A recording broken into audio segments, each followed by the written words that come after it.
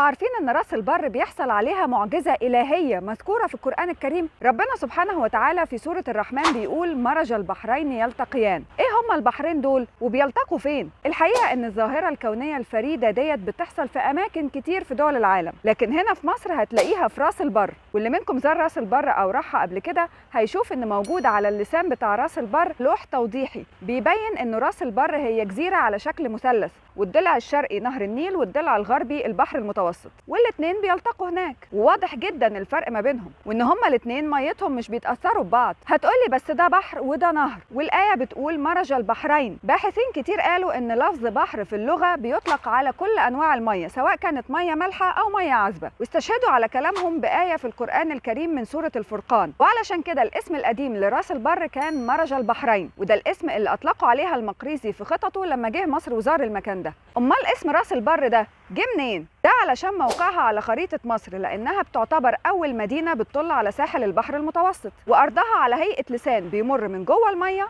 للبر.